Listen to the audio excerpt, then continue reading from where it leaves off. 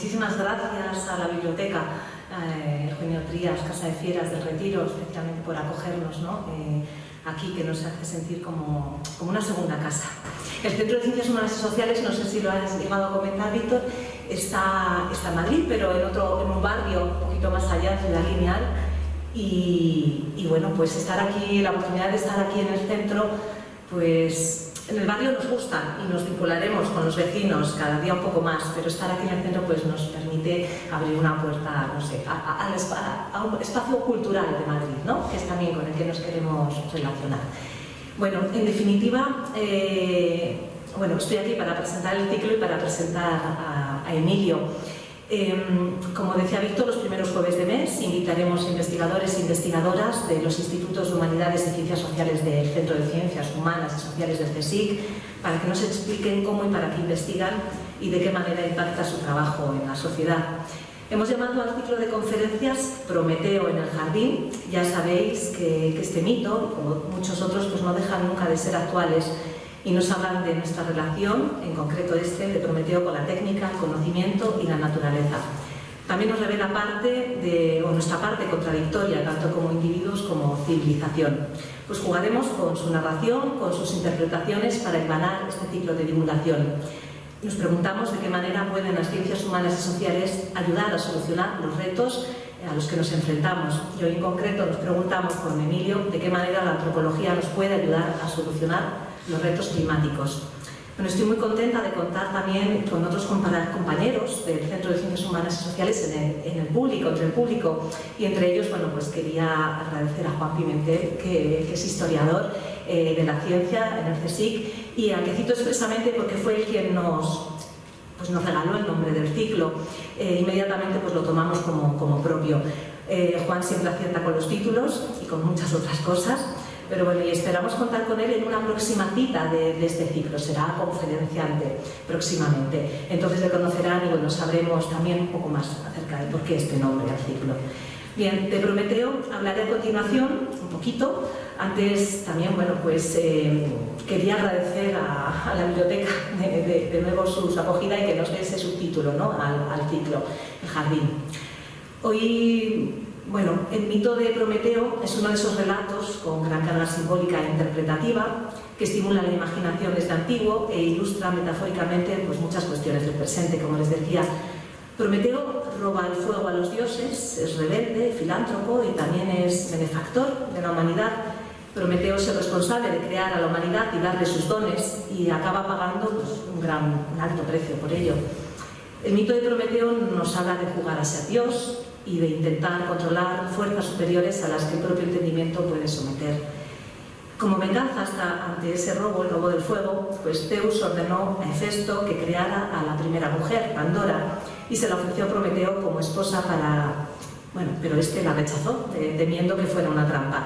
Al final, Pandora se casó con el hermano de Prometeo, Epimeteo, y en la boda Pandora recibió como regalo una vasija, que no una caja, que no debía abrir nunca. Pero la mujer pues, no pudo resistir la curiosidad y miró dentro del regalo. Al abrir la vasija, Pandora liberó todos los males existentes, como es sabido: vejez, tristeza, hambre, locura, enfermedad, crimen, y desde entonces pues, nos acecharían, ¿no? a la humanidad. Fue el castigo de forma indirecta de Zeus a Prometeo, haciendo daño a aquello que más amaba, la humanidad. Sin embargo, bueno, pues Pandora pudo cerrar esa vasija a tiempo para preservar el único bien que albergaba, el espíritu de la esperanza. Como digo, único bien que los dioses habían metido en ella. De esta historia surgió esa expresión de la esperanza es lo último que se pierde.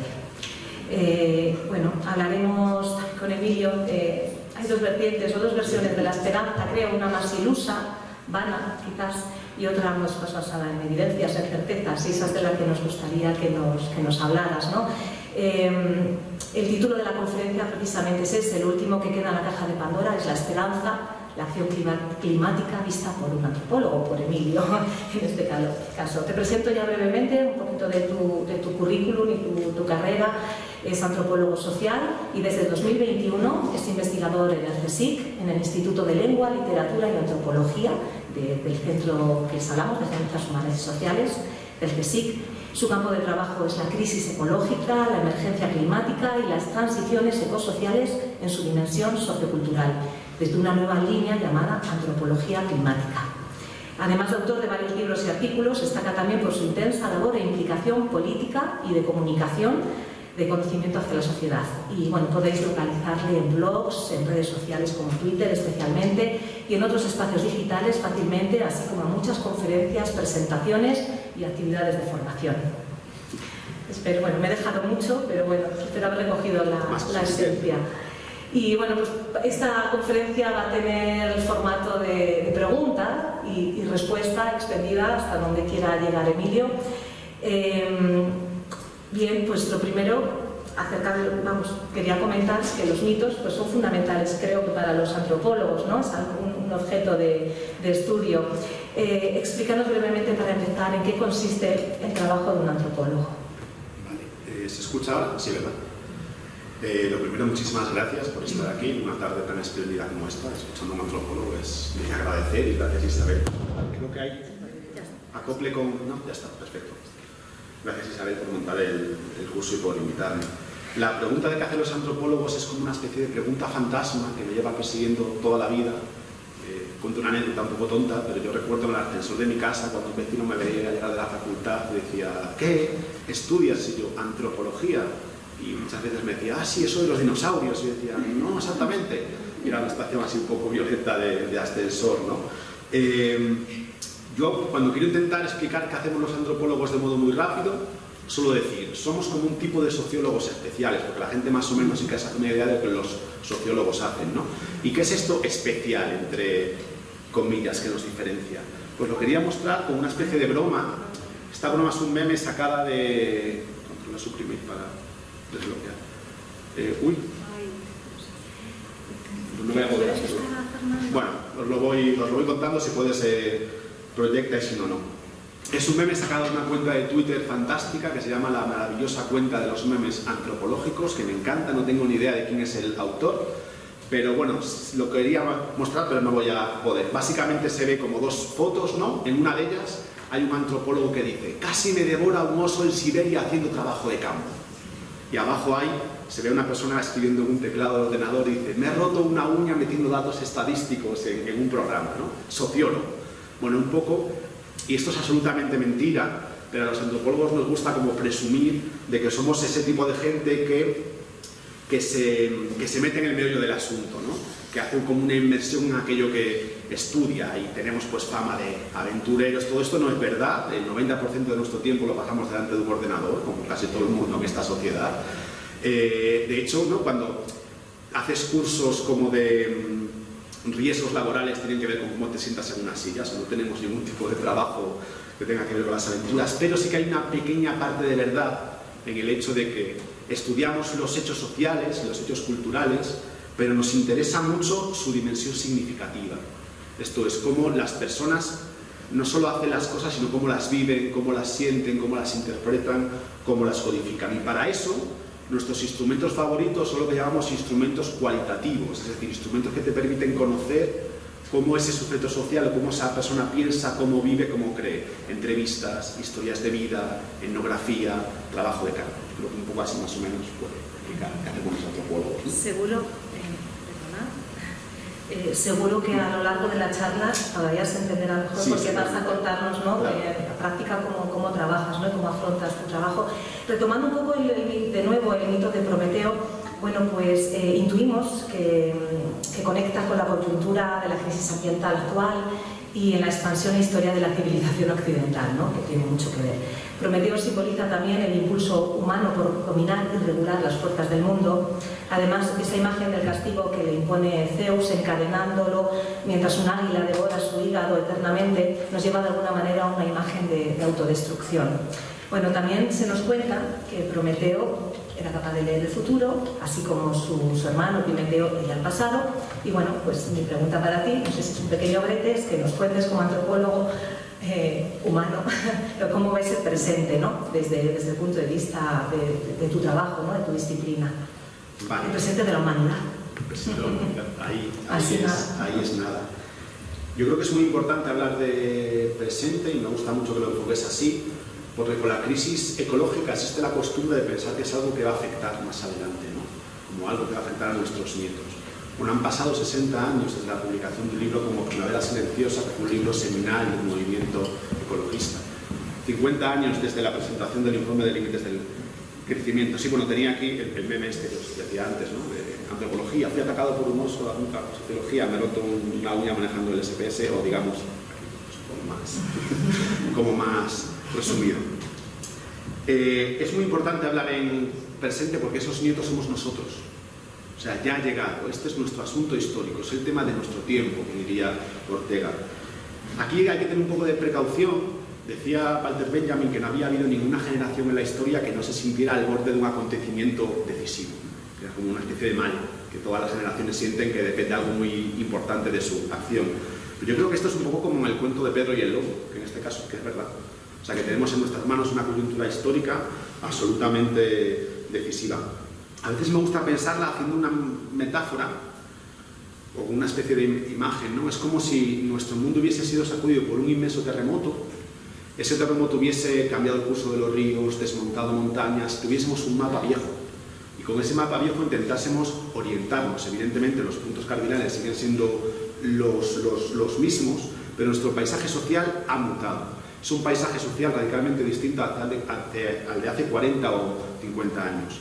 Señalo 3 aspectos clave que me parecen como definitorios de lo que nuestro presente es. Voy a dejarme fuera cosas, evidentemente, cosas muy importantes como pueda ser la revolución feminista, como pueda ser todos los inmensos cambios tecnológicos en los que estamos inmersos, pero fundamentalmente nuestro tiempo yo creo que se caracteriza por una crisis ecológica que lo cambia todo.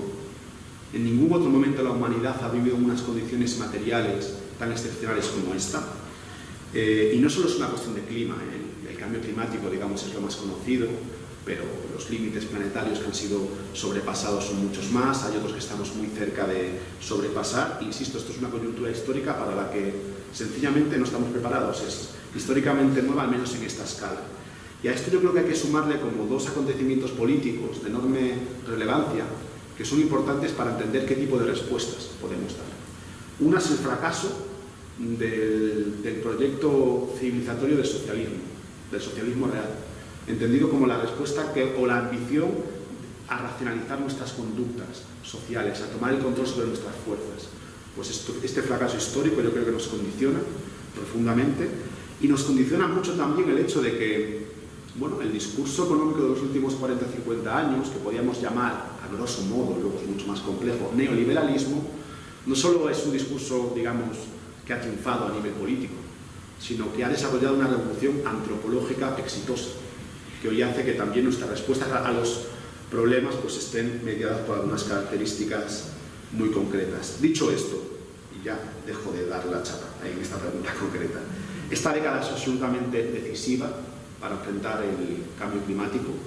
Decir esto no significa que solo nos queden 10 años para hacer algo. Yo creo que este es un eslogan falso, además es un eslogan desmovilizador, porque el cambio climático no es una cuestión de blanco y negro, no es una cuestión de todo o nada. Cada décima de grado va a importar, cada especie que consigamos salvar de la extinción va a importar y por tanto siempre habrá algo que hacer.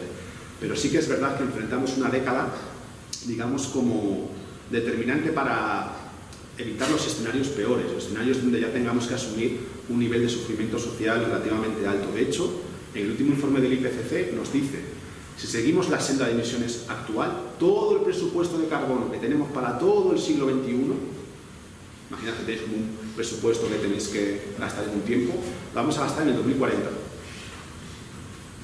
Entonces, evidentemente, esto implica transformaciones de enorme calado. Dicho esto, creo que esto no hay que tomarlo como una carga, es decir, es una responsabilidad enorme.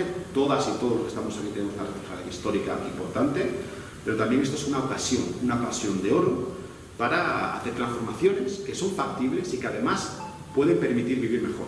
Yo creo que eso es una de las claves fundamentales para enfrentar lo que viene. Pues de eso vamos a seguir hablando, de esas transformaciones, de qué es ese vivir mejor, pero bueno, vamos paso a paso porque me gustaría conectar ahora con la esperanza. Hablar de la esperanza, bueno, pues con la acción, en relación con la acción climática, ¿no? Porque creo que sin esperanza tampoco podemos construir ni reconstruirnos, no podemos actuar. Sin embargo, cuando nos referimos a los problemas del planeta, los titulares hablan de emergencia, catastrofismo, colapsismo, pesimismo climático, está a nivel individual de ansiedad climática, de cambios irreversibles, de extinciones o de la extinción. Bueno, para un antropólogo climático cabe la esperanza, creo. Sí, sí, por supuesto. A ver, o sea, creo que por un lado es verdad que la situación es difícil, eso yo creo que sería infantilizarnos si no nos damos cuenta de que enfrentamos una situación difícil, pero en ningún caso estamos condenados a los peores escenarios, en ningún caso. Es más, ahora mismo en el ámbito de la comunicación sobre el cambio climático hay un meme que viene a decir el cambio climático ya no hace falta contarlo porque se comunica solo.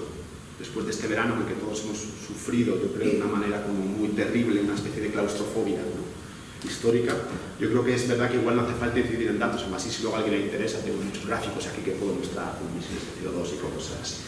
Dicho esto, cuando digamos, creo que hay que intentar encontrar como una especie de, como un incendio, ¿no? De hecho, uno de mis libros con un compañero se llama ¿Qué hacer en caso de incendio? Porque la idea es un punto medio entre no ser indolentes, ¿no? En un incendio no puedes decir, bueno, aquí no pasa nada, y no perder la calma, no entrar en pánico, ¿no?, y pensar que está todo perdido. Y ese punto medio además no solo es una cuestión como de coaching, ¿no?, como moral, sino que realmente hay motivos más que suficientes para tener esperanza. Y pongo algunos ejemplos como muy concretos. Uno tiene que ver con las enormes posibilidades de lo común y las enormes posibilidades de la cooperación. Pongo dos ejemplos muy sencillos. Este es un programa que pusimos en marcha en Móstoles. Yo fui director de Medio Ambiente de la ciudad de Móstoles durante 3 años, tengo cierta experiencia en las políticas públicas. Hicimos un programita muy sencillo que consistía en hacer equipos participativos en los colegios de Móstoles. Estos equipos participativos tenían que motivar ahorros energéticos en el centro escolar. Y de lo que ahorraban, la mitad se les daba subvención directa para que lo gastasen en lo que quisieran, ¿no? Tenían como unos incentivos para ahorrar. Bueno, con esto se conseguían ahorros de un 20% de la factura de la luz en el primer año y solo con cambios de hábitos, sin tecnología. Imaginad que podamos ahorrar un 20% de las emisiones, que sería una parte muy importante de la solución, solo con cambios de hábitos, desarrollando los incentivos y las estructuras participativas para hacerlo. Otro ejemplo que me encanta ponerlo, en Estados Unidos se hizo un estudio sobre los taladros y el tiempo de vida media de uso de cada taladro. Había como unos 50 millones de taladros en Estados Unidos, de las Black & Decker estas, ¿no? El estudio llegó a la conclusión de que el taladro de media se usaba durante toda su vida útil 13 minutos. Tenías un montón de recursos, de emisiones, de agua, de materiales empleados en taladros y claro, uno puede pensar, si tenemos bibliotecas de libros como esta, ¿por qué no podemos tener bibliotecas de cosas? Y en vez de que cada uno tengamos un taladro en nuestras casas con las emisiones asociadas a cada taladro, nos acercamos a la cosoteca, como la llamemos, municipal, y alquilamos un taladro. Las inmensas emisiones que podíamos reducir con algo así. Entonces, por un lado está como la cuestión de la cooperación y las posibilidades de lo común, que están muy infrautilizadas en nuestra sociedad, y ahí tenemos un enorme potencial. Y por otro lado, yo creo que la mejor píldora contra la ecoansiedad que tenemos todas y todos se llama memoria. Y si hacemos memoria nos damos cuenta que en el siglo XX ha habido situaciones y momentos en los cuales se han hecho cosas que nos parecen absolutamente inconcebibles y cosas que seguramente sean necesarias. Pongo dos ejemplos de los dos lados del espectro político. En la era de Roosevelt en Estados Unidos era relativamente común que los niveles más altos del IRPF y los ingresos más altos tributasen con una tasa del 90% de sus ingresos. Eso era relativamente común. Imaginaos el poder fiscal de lo público si tuviésemos una fiscalidad así aquí. Pero en el otro lado del espectro político, De Gaulle, después de la Segunda Guerra Mundial, impuso un impuesto extraordinario al patrimonio de un 20% de la riqueza de Francia para reconstruir el país. Imaginaos las inversiones en infraestructuras o los desarrollos que podríamos hacer. Y son casos que se dieron en situaciones, bueno, que evidentemente tenían sus circunstancias, pero no eran en ningún caso menos críticas que las nuestras, ¿no? Claro, me puedes decir, pero para eso hace falta mucha movilización, hace falta de una sociedad civil muy activa. Y es verdad, pero eso también cambia rápido. Ya con esto cierro con esta pregunta, con un ejemplo muy concreto. En el 2018, alguna gente organizamos una manifestación climática en Madrid. Dijimos a la prensa que habíamos ido 2.000 personas, era un poco mentira, a lo mejor habíamos ido 1.000, más o menos unas 1.000, 1.500 personas. Al año siguiente, en las calles de Madrid hubo 500.000 de personas movilizándose por el clima, en un año. Es decir, que los famosos bucles de retroalimentación positiva que es una cosa que los climatólogos manejan mucho, que son esos puntos de inflexión a partir del cual una parte del sistema climático se dispara, también funcionan para lo social. Y a veces se producen cambios que son muy rápidos en el tiempo, entonces también son esperanzadores. Pues precisamente de eso quería preguntarte a continuación, que es sobre la movilización, o más bien sobre la acción, o concreto, lo que tú estudias, la inacción. Perdona, es el sistema que saco. Lo quito y se me oye así. No sé. Sí, yo también puedo proyectar. Vale. Sí, igual uno abierto puede ser, pero vale. Bueno, pues precisamente te quería preguntar por la inacción climática, que es además una línea de trabajo en la que precisamente estás trabajando como antropólogo, es por qué no actuamos a diferentes niveles, políticos, ciudadanos, ante el desastre no socioambiental que hemos provocado y que los datos nos dictan como evidente. Vale, no sé si se escucha así, ¿bien? Sí. Vale, porque se está grabando por otro lado para la cámara, así que casi hablo así y no hay acoples. Este es un tema que a mí me parece que es como una especie como de misterio social, entre comillas, que yo creo que deberíamos estar mucha gente como centrándonos en esto porque es realmente impactante. Mira, os voy a poner como una imagen rápida, a ver si la encuentro, porque tenía aquí como un montón de cosas. Aquí está. Estas son las emisiones de CO2 hasta el año 2010. Yo nací en el 84. Desde el año 80 aproximadamente hay consenso científico bastante fuerte de que esto estaba sucediendo. Pues la mitad de todas las emisiones históricas de CO2, de todas, es decir, de las primeras fábricas en Manchester hasta las centrales térmicas que siguen construyendo ahora, la mitad han pasado desde que yo nací, cuando ya había plena conciencia científica de que esto era un problema. Entonces, para mí esto es un misterio que, bueno, la antropología climática se ha dedicado a muchas cosas, esta, digamos, la ha tocado menos y a mí me gustaría como centrar mi trabajo en esto.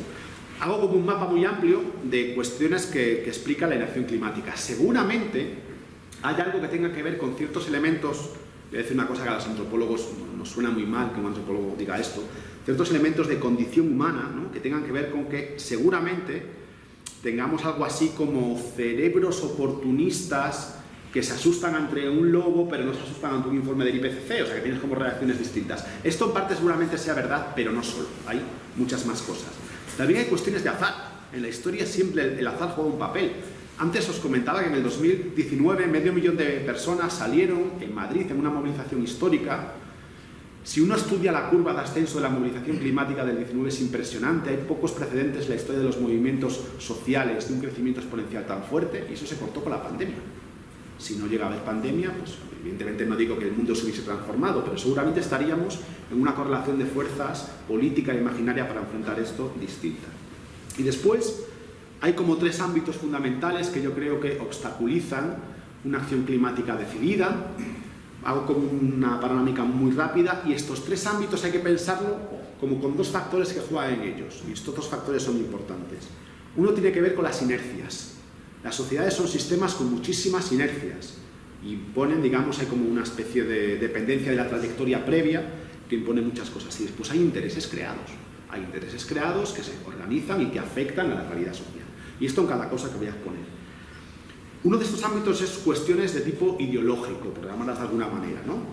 Y aquí tenemos que pensar, pues por ejemplo, en el tipo de relación, ya que hablamos de Prometeo, un poco supersticiosa que nuestra sociedad tiene con la tecnología, el pensar que la tecnología siempre nos va a salvar. Evidentemente, con esto no digo que la tecnología no pueda solucionar cosas, la tecnología y sus desarrollos son fundamentales, pero hay problemas que no son tecnológicos, que requieren abordajes de otro tipo. Y también dentro de estas cuestiones ideológicas, pues hay, digamos, modos de vida, ideas de vida buena que están arraigadas, que son difíciles de, bueno, pues de transformar. Tenemos problemas de índole político. Algunos de ellos tienen que ver con el hecho de que un fenómeno como el cambio climático no conoce fronteras, pero nuestra política se organiza en estados y, digamos, es muy difícil que todos los estados cooperen, ¿no? Aquí se dan muchos dilemas de teoría de juegos, hay competencia entre ellos, es complejo, digamos, que elementos descentralizados manejen una cosa que o sea, que nadie se intente como aprovechar del otro en dinámicas más competitivas que cooperativas. También tenemos un problema de, digamos, la desigualdad es un problema y no solo moral. La desigualdad es un problema porque desincentiva el tipo de soluciones consensuadas que requieren los grandes esfuerzos sociales, y tenemos sociedades que son políticamente muy desiguales. Tenemos un problema en que no están en nuestros debates democráticos representados los intereses de las generaciones futuras. Esto es un dilema moral de primer orden. O sea, hay gente que está tomando decisiones que van a condicionar absolutamente la vida de los que vienen o de los que ya están aquí son muy pequeños y ellos no lo van a sufrir. Porque además el cambio climático, por la propia inercia del sistema climático, es una cosa que se vive como con efectos retardados. Estamos sufriendo las consecuencias de las emisiones de los 80.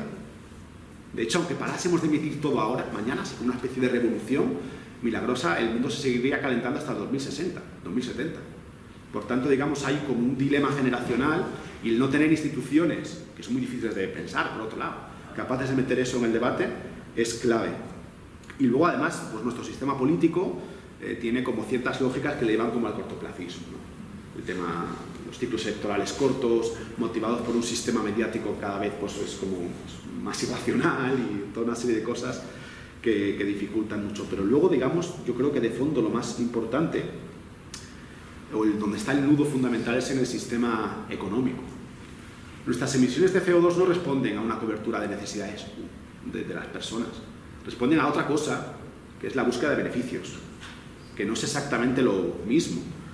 De hecho, alguien me podrá decir, no, claro, pero es que la búsqueda de beneficios es importante, pues una cuestión de estímulos, ¿no? Una cuestión de incentivos. Ese es otro debate que podemos tener.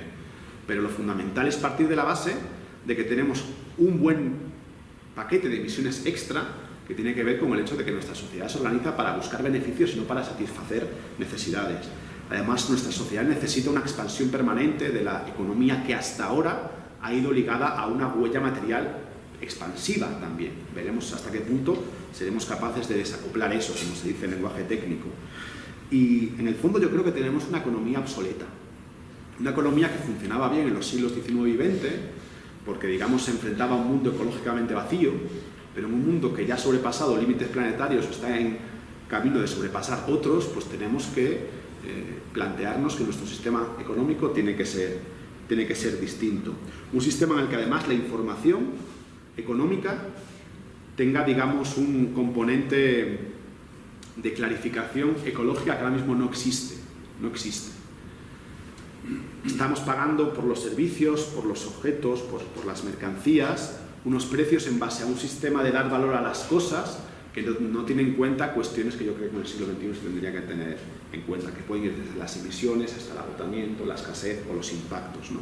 Entonces, bueno, pues todo este entramado de cosas, cuando las mezclas en una especie de lasaña, hace que bueno, estemos demostrando un desempeño climático tirando hacia el suspenso y aún así decir que las cosas cambian, ¿no? Y yo tenía hace 3 o 4 días un debate sobre el Green New Deal en Europa y con todos sus límites, ahora mismo la Unión Europea ha hecho política oficial, cosas que hace 10 años le preguntas a cualquier ecologista radical y no se lo hubiese creído. Y está ahí, y lo ha hecho alguien, digamos, tan poco transformador como Ursula von der Leyen. O sea que las cosas, a pesar de todo, cambian. Pues ahí quería preguntarte ahora un poco quién hace que cambien. O sea, yo imagino que no es un solo agente, pero bueno, tú vienes a decir que hace falta cambios muy profundos, ¿no? En el sistema económico, cultural, político. Y no sé si estos cambios van a llegar solamente cuando ya estemos al límite, ¿no? O cuando a la fuerza, no sé. ¿Cómo crees? Vamos a ir viendo, hemos hecho un poco el diagnóstico y viendo un poco el tratamiento a este claro, problema. Yo creo que el ser humano es muy flexible. Entonces, parte del secreto de la clave sería poder hacer una especie de cambio preventivo para evitar los peores escenarios, ¿no? Pero bueno, pues es verdad que los intereses creados, las inercias y todo lo que hemos comentado antes, pues nos cuesta mucho actuar. Es algo que veamos la cosa como muy encima y entonces es verdad que has perdido mucho margen de maniobra. Yo hice mi tesis doctoral sobre el caso de Cuba en los años 90 y cómo estaba toda la crisis energética y hicieron cosas interesantes, pero yo iba con una visión muy idealizada, ¿no? Del típico chico occidental que piensa y luego llegas ahí y dices, uff. Y una cosa que te decían siempre es, nosotros reaccionamos no cuando el agua estaba aquí, cuando estaba aquí, ¿no? Y me lo decían así como medio de broma siempre. Y yo creo que a lo mejor pues algo de eso seguramente haya, pero bueno, todo lo que podamos ganar en desarrollar según qué políticas, según qué infraestructuras o generar según qué debates sociales, pues bueno, pues eso que nos llevaremos. Pero seguramente sí, es difícil ser muy optimista con la capacidad de acción preventiva, ¿no? Eso que dicen de sacrificar un bien presente por un beneficio futuro. Además, en este contexto social, creo que nos cuesta un poco. Bueno, luego incidiremos un poquito más para que de aquí salga por lo menos el público con alguna idea que llevarse, ¿no? Pero bueno, luego lo dejamos un poco para el final, porque mientras quería también preguntarte por la implicación política, ¿no? Y cómo la combinas con la vertiente científica, cómo la has combinado, cómo una te lleva a la otra. Y unido a eso, bueno, me gustaría llevarlo hacia el tema del activismo científico, que está últimamente bastante en boga. Hay un movimiento, el de la rebeldía científica, ¿verdad? Me parece que se llama así. Tenemos a un compañero del CSIC, el ecólogo Fernando Valladares, por ejemplo, que protagonizó esta primavera pasada una acción de desobediencia civil, exactamente, en el Congreso de los Diputados, para reclamar esa atención a los políticos sobre el tema del cambio climático. Echaron un tinte, ¿no? Tiñeron, ¿no? la entrada al Congreso de los Diputados, por lo cual están además ahora, bueno, pues fueron detenidos y demás, pero bueno, yo le he escuchado a Valladares decir que es que realmente creía que el lenguaje científico no es suficiente, ¿no? Sí, y que hay que hacer algo más, ¿no? Entonces, no sé, bueno, de todo esto, ¿cómo lo ves? El activismo y la ciencia. Sí, yo fui ese día, estuve en el Congreso, sí, en una posición como muy menor, ¿no? Y no en el núcleo de la organización, pero sí que me sentí como interpelado por un llamamiento moral a la desobediencia civil. Y acudí pues porque, bueno, la situación es complicada y yo creo que, ¿cómo decirlo así? O sea, creo que si mi hijo dentro de 50 años le cuenta a su hijo, a su nieto, cómo se consiguió evitar esto, va a ser imposible si no vibra en su recuerdo pues momentos un poco disruptivos, ¿sabes? O bien perder un curso, movilizaciones masivas, una campaña de unas elecciones así épicas, algo de eso tiene que haber, es decir, el cambio tiene que ser suficientemente grande como para que no nos incomode un poco y nos genere situaciones en las que seguramente casi nadie quiera estar, pero por un compromiso ético debes un poco empujado a ello. Y eso es una cosa que Valladares dijo: a mí me gustaría estar en el laboratorio, en un museo, me gustaría aquí haciendo esto, poniendo que te multen, ¿no? Es una cosa desagradable, pero bueno, sabemos que los cambios históricos se sudan y se sangran. Cualquiera que no sea ingenuo sabe que es así. Dicho esto, hay una cosa que sí que querría como puntualizar, porque una de las cosas que se cantaban en la movilización era: somos la alarma del incendio, ¿no? Yo creo que sí, pero que lo fundamental aquí es no entender que vayamos a revelar ninguna verdad, porque no faltan datos. Todas las encuestas vienen a decir que en España, por lo menos, quizás en Estados Unidos, donde el negacionismo tiene un papel, es otra cosa, ¿no? En España hay una conciencia bastante fuerte de que el cambio climático es real, que tiene un origen antropogénico y que es peligroso. O sea, no faltan datos.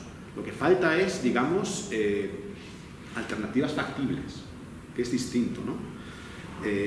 Por tanto, yo creo que lo fundamental de la rebelión científica tiene que ver no con que revelen una verdad, sino con la ejemplaridad de su compromiso. Es decir, una comunidad con tanta legitimación social como la ciencia, ¿no? Que se comprometa, que se exponga, que se incomode, pues yo creo que eso puede llegar a ser parcialmente contagioso y puede ser como un revulsivo para lo fundamental, que es, insisto, lo que no nos hace falta más datos, nos hace falta organizar un cambio de prioridades. Un cambio de prioridades respecto a lo que es importante, a lo que es intolerable y a lo que es justo. Y es a partir de ahí desde donde podemos pensar soluciones.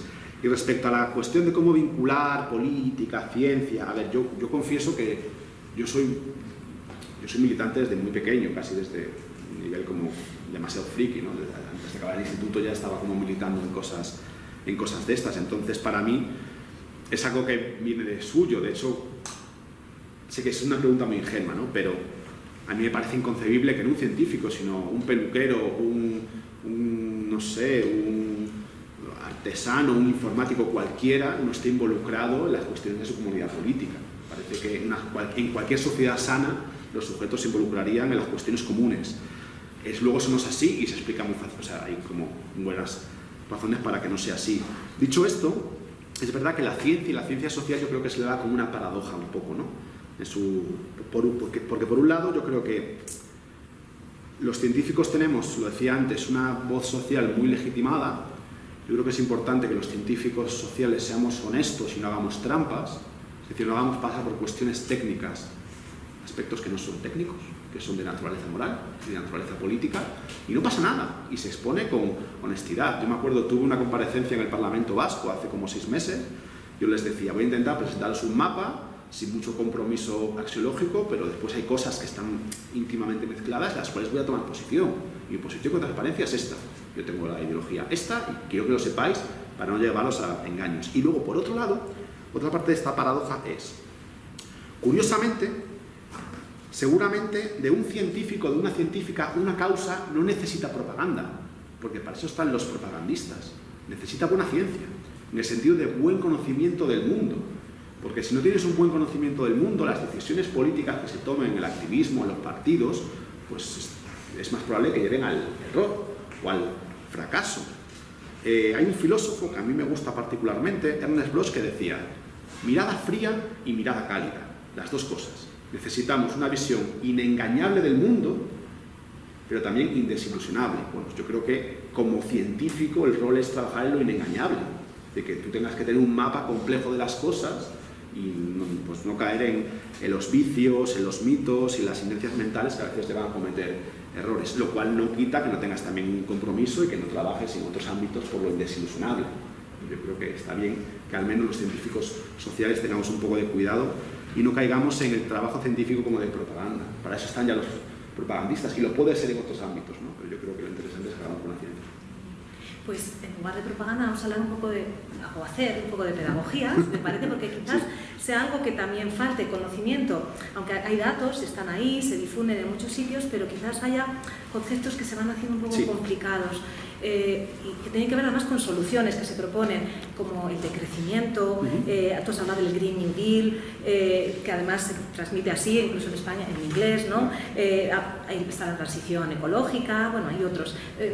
Bueno, quizás estos tres, decrecimiento, transición ecológica, Green New Deal, vale. ¿los puedes definir, describir? Sí, una ronda una ronda rápida.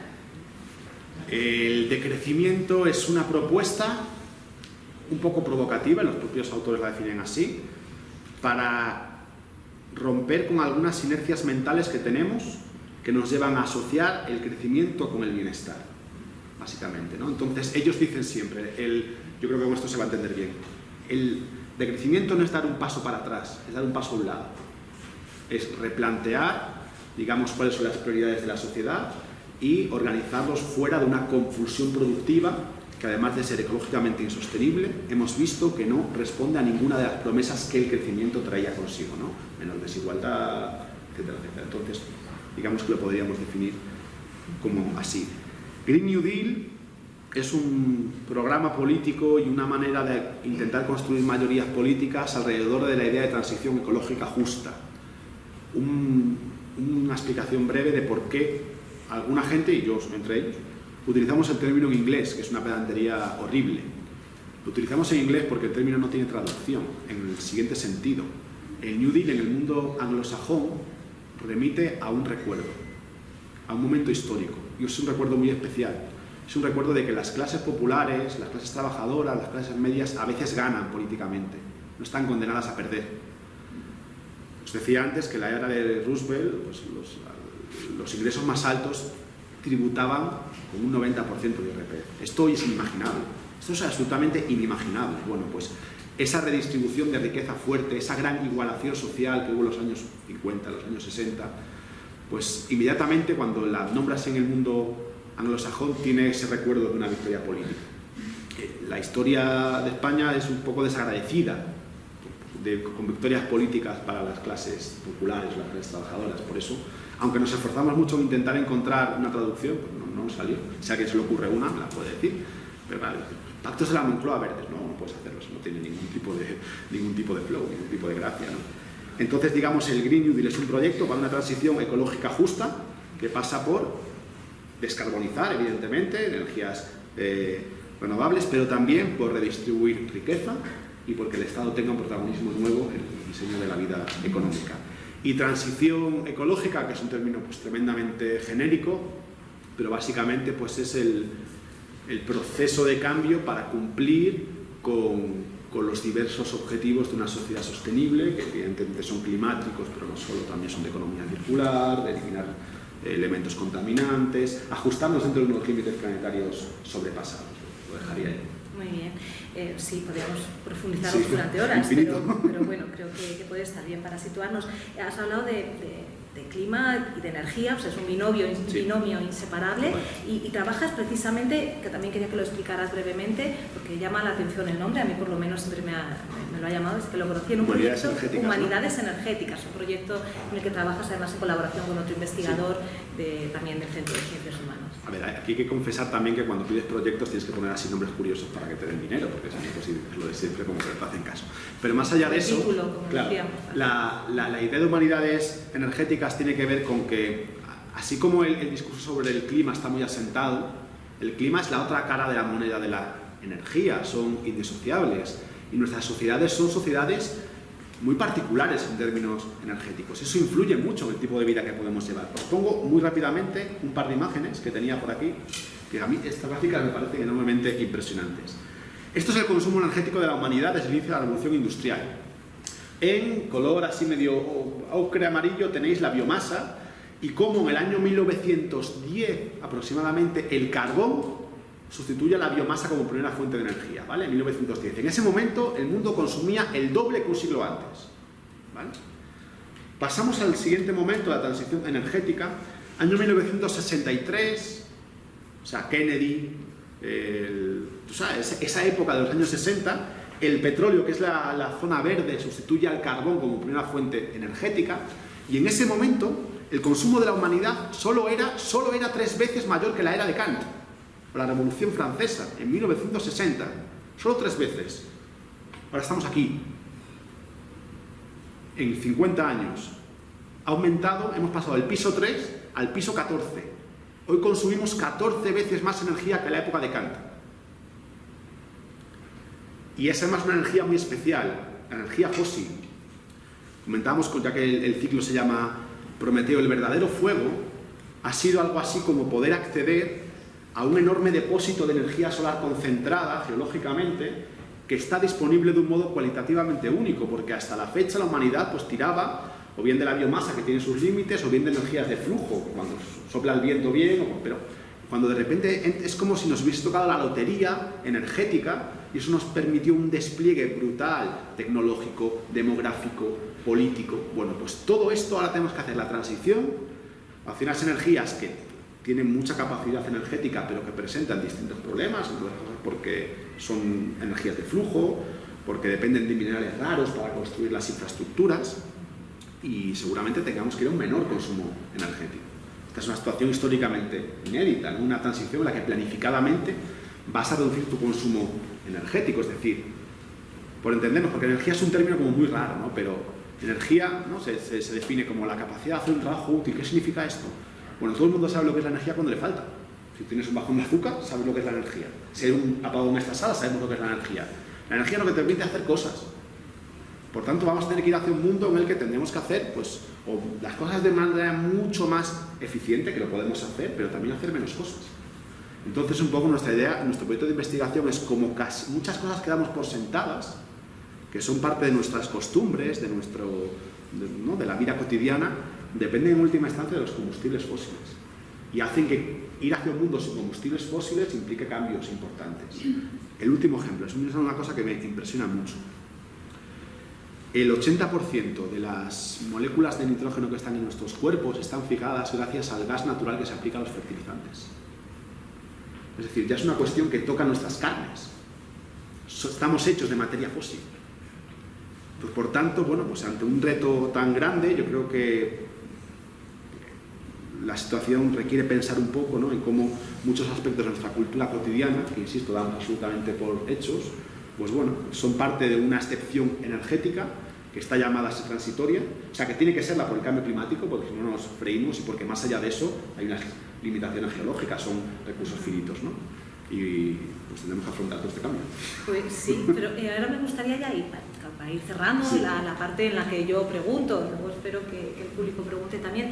Me gusta un concepto que te he oído y que te he leído hablar de él, que es el de la buena vida, ¿no?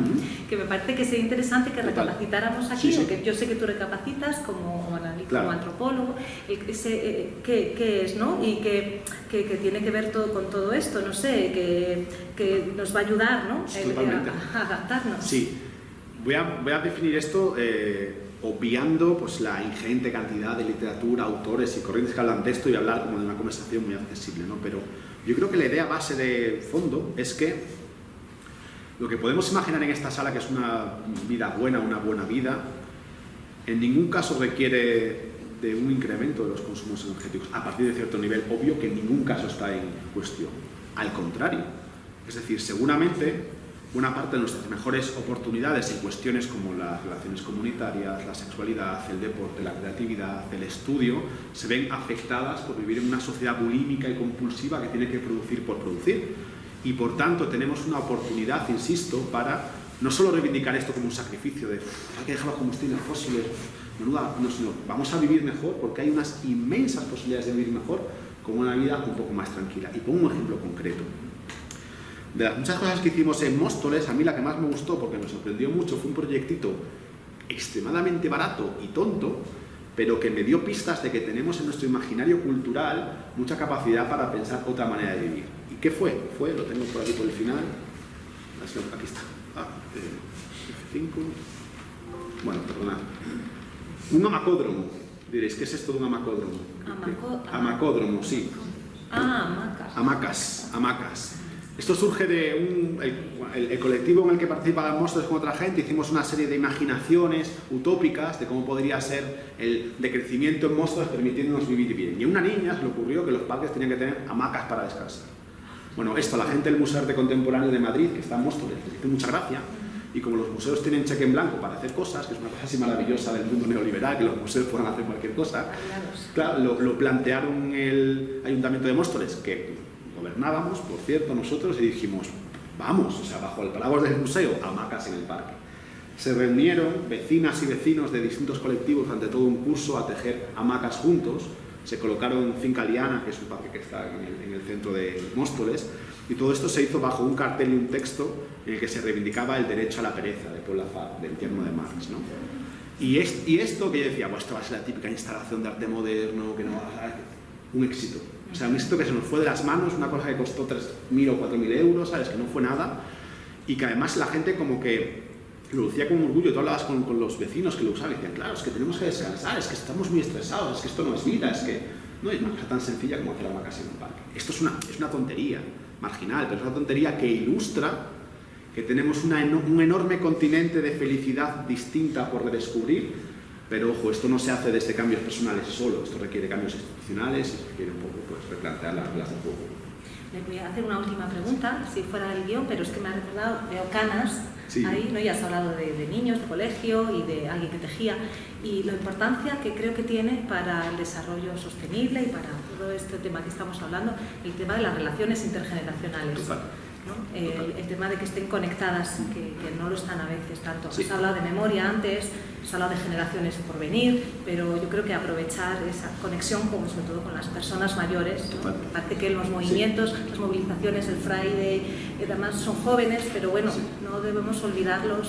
De hecho yo tengo una experiencia como muy curiosa. Nosotros desde hace muchos años llevábamos un proyecto comunitario de huerto en el Museo de Móstoles, y la gente que participa por horario, porque puede, son personas mayores, que además es gente que vivió en el mundo rural, al menos una parte de su infancia, de su juventud, entonces van al huerto y participan volcando sus saberes, y te das cuenta de que hay un enorme potencial de conexión en ese sentido, pero además yo creo que hay como una de las fuentes de malestar permanente, yo creo, de nuestra sociedad, es que nos está forzando un desgarro generacional, y la gente no quiere sufrir un desgarro generacional. Entonces, entre las ideas fuerza, nos tuviésemos que hacer una lista de a partir de qué ideas podíamos articular un discurso transformador alrededor de todo esto. Yo creo que el poder reparar el pacto generacional, ¿no? O sea, que los abuelos se sientan tranquilos de que dejan un mundo mejor, que no haya, digamos, sensación, pues algo que se puede dar. O sea, se puede dar en un momento dado, poner encima de la mesa, ¿no? Una especie de interpelación a tus mayores de ¿qué mundo de mierda me has dejado? Y eso es una cosa como muy violenta, ¿no? Entonces, el anhelo de que haya una cierta colaboración generacional, pues yo me parece que es una herramienta discursiva como súper potente, perdón, para los retos que vienen. Pues sí, pues ahí ya andaremos. Bueno, en este momento de la charla ya no hemos 3/4 de hora. Sí. Te dejamos tomar un poco de aliento, un poco de agua. Pues nos gustaría un poco activa, bueno, pues que participarais haciendo alguna pregunta más o algún comentario entre vosotros. Bueno, pues muchas gracias, Emilio, Santiago, por estar aquí.